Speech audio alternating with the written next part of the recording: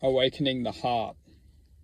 So in this video, what we're going to do is we're going to start to analyze the different fields of perception that we are given within this reality. There are many, however, we can signify two minimum.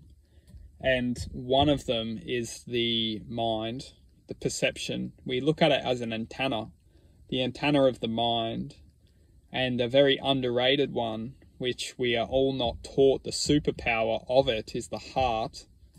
And the antenna of the heart is the most powerful thing that at least we as humans can use to connect us to a sense of enlightenment. The mind, when we talk about the enlightenment of the mind, or what we could refer to as enlightenment, we see it as a sense of cleansing, or we see it as a sense of inner potential, enlightenment, inner potential, a sense of awakening, a sense of clarity, clairvoyance, this kind of existence. However, what we must see is that a lot of the time, the mind itself is signaling a certain destiny of oneself. When we listen to the mind in general, we will start to perceive a thought or thoughts which reflect a sense of judgment to oneself. And we form a relationship with thoughts which work together to try and convince ourselves a path to kind of work in harmony. We know the truth of ourselves because the minds tell our truth, and then we try and work with the mind to try and form a harmony, to form a sense of, you could almost say, salvation to the mind, because the mind works on a very sophisticated level where it knows everything about us. The mind understands us very well. And what we start to do is we start to perceive the mind as our own, and we start to perceive reality with our mind as if the mind belongs to us.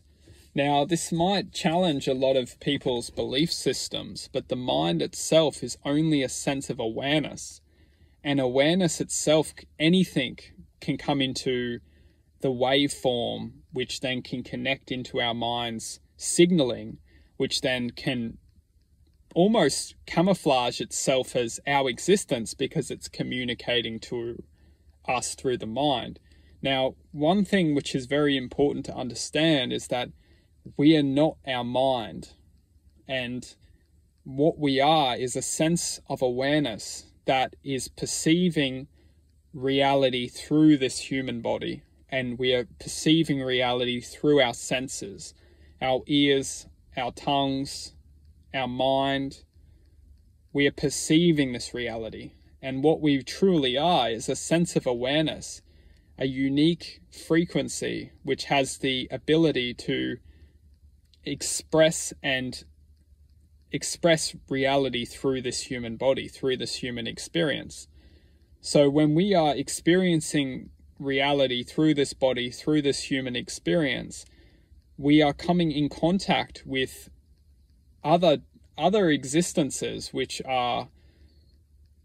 can very much tune into the field of the mind, and it can program itself into thought, which then we are perceiving. So if we are thinking that the thoughts that are coming into our heads are ours, this is step one of waking up, or waking up into this reality, is that the thoughts which are programmed into our heads, which we perceive as thoughts, and then we think, if we think that these are our thoughts, step one is to question everything, and step two is to step back from the thoughts and realize that a lot of the thoughts are absolutely nowhere near the true self.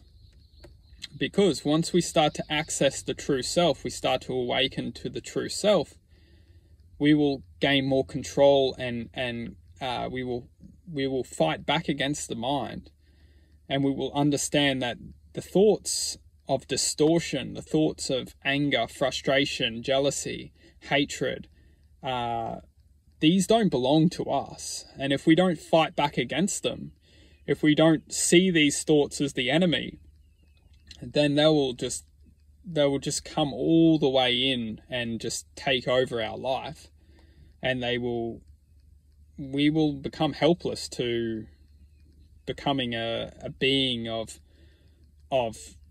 just,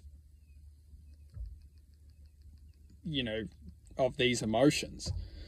We see it every day for those who are starting to rebel against these thoughts and starting to come in closure, starting to take closure of one's thoughts. We will see that the people who don't have control of these thoughts are effectively become these thoughts. They become beings of jealousy, beings of just absolute chaos, which ultimately give most of us a chance to try and gain closure on the manipulation which is happening within our lives. Because a lot of the time the manipulation which is happening within our lives is coming from people in places and people in positions that don't have control over themselves, which are creating the drama and creating the chaos, which then we are having to work with, we are having to work through. So the difference between the mind and the heart is that the heart has the potential of magnifying a sense of ambition. And once we can hold that ambition with the truth of which it is portraying, or the truth which it permits, we will see that aligning to this ambition, aligning to this justice, will bring a sense of servitude towards the heart's potential. And what's extremely important to understand is the potential of the heart is the purification of the mind. So once we start to focus our attention on the heart, we will notice that the purification process is starting to take form within the mind's existence. There's no such thing as the blockages or the cloudiness of the mind once the heart starts to activate, because we have the focus of the heart that nothing is starting to infiltrate the heart's purification, the heart's, you could say, frequency, because the heart's frequency is overwhelmingly, you just can't, it cannot be manipulated, it cannot be infiltrated. Once the heart begins to flow, the mind just doesn't have any power over it. However, when the heart is blocked or the heart is not activated, all we have is the mind. We are just living our lives from the mind. And this itself can be extremely dangerous, as if we do not have any form or any control over the heart, we will only be the predator. We will only be preying upon those who, preying upon any thought which is, we are effectively just serving the mind. We don't have anything to go against. And that's why this world is designed to block people's hearts, to create the heartbreak, to create the, at a very young age, to create this sense of emotional distortion. So then we close the hearts, and all we have is to run is the mind's programming. And like we were talking about at the start of this video, is that the awareness itself, anything can tap into awareness. Anything. So if we are expressing our existence at a certain frequency, anything which aligns into that frequency can connect ultimately to us, because everything is energetical. If something just like a TV channel, if we are at a certain frequency, anything can tune in. And as long as we are broadcasting and receiving a frequency, anything can tap in and can communicate, exactly like a radio channel. Like a radio, is that anything can jump in and then perceive through us or express through us and then we're the ones who are left with the outcome of that expression. And that's why a lot of people in life, they look back and think, how did I do that? Why did I do that?